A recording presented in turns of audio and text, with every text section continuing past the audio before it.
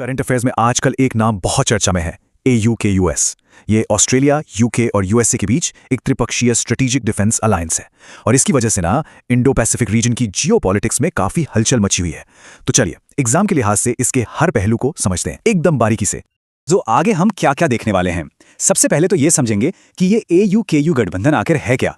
फिर देखेंगे कि इसका असल मकसद मतलब स्ट्रेटेजिक ऑब्जेक्टिव क्या है। इसके बाद बात होगी इसके दो पिलर्स की, न्यूक्लियर सबमरीन्स और एडवांस टेक्नोलॉजीज। और आखिर में एग्जाम के लिए जो सबसे जरूरी पॉइंट्स हैं उन्हें फटाफट रिवाइज करेंगे। तो चलिए शुरुआत करते हैं एकदम बेसिक से। मतलब ये ऑकस है क्या भला, कौन कौन से देश हैं इसमें और ये बना कब, आइए जानते हैं। ये जो पूरी बातचीत हम कर रहे हैं वो इन स्टडी नोट्स के जरूरी पॉइंट्स पर आधारित है। तो चलिए एक एक करके इनको डीकोड करते हैं। तो ये जो AUKUS अलायंस है ये बना था साल 2021 में, मतलब बहुत ज्यादा पुराना नहीं है, लेकिन हाल के सालों में बने सबसे जरूरी इंटरनेशनल ग्रुप्स में से एक माना जाता है इसे। अच्छा, एक बात साफ कर लेनी चाहिए, ये कोई ट्रेड एग्रीमेंट या कुछ और नहीं है। ये एक त्रिपक्षीय स्ट्रैटेजिक डिफेंस अलायंस है। मतलब इसका पूरा का पूरा फोकस सिर्फ और सिर्फ सिक्योरिटी और डिफेंस कॉपरेशन पर है। और जैसा कि इसके नाम से ही अंदाजा लग जाता है, AUKUS, इसमें 3 देश शामिल हैं। A से ऑस्ट्रेलिया, UK से यूनाइटेड किंगडम और US से जाहिर है यूनाइटेड स्टेट्स ऑफ अमेरिका। ठीक है, तो ये तो हो गई बेसिक बातें। अब आते हैं मुद्दे पर। सवाल ये है कि इन 3 पावरफुल देशों को आखिर ये अलायंस बनाने की जरूरत पड़ी ही क्यों, और इसका जवाब वो छिपा है इंडो पैसिफिक रीजन में।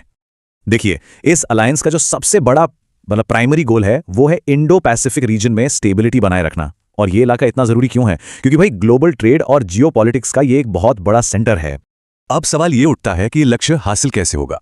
तो इसके लिए एक 3 पॉइंट स्ट्रैटेजी है। पहला, तीनों देशों की डिफेंस कैपेबिलिटीज को और मजबूत करना।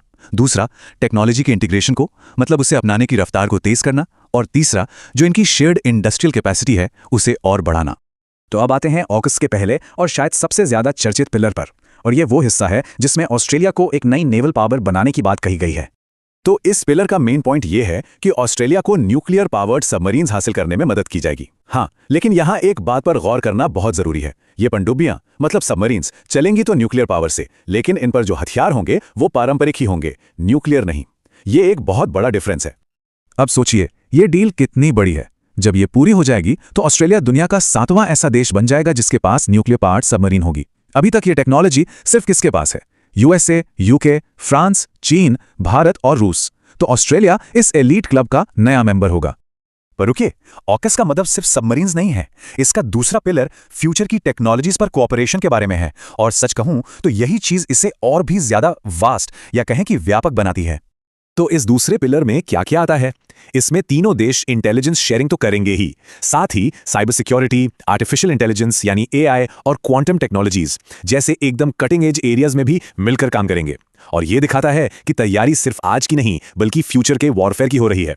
तो चलिए अब तक जो भी हमने समझा उसे फटाफट समराइज कर लेते हैं। ये वो पॉइंट्स हैं जो एग्जाम के लिहाज से बिल्कुल नहीं भूलने हैं। तो AUKUS एक नजर में कौन? Australia, UK, USA। कब बना? 2021 में। फोकस एरिया क्या है? Indo Pacific. और ये काम कैसे करता है? इसके 2 पिलर हैं। पिलर 1 ऑस्ट्रेलिया के लिए न्यूक्लियर पावर्ड सबमरीन्स और पिलर 2 AI और साइबर जैसी एडवांस टेक्नोलॉजीज में कोऑपरेशन। सिंपल। और आखिर में एक सवाल जिसके बारे में सोचना जरूरी है, ये जो AUKUS समझौता है ये आने वाले वक्त में इंडो पैसिफिक रीजन के जियोपॉलिटिकल सीन को कैसे बदलेगा?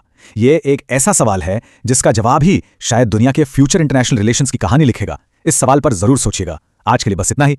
नमस्कार।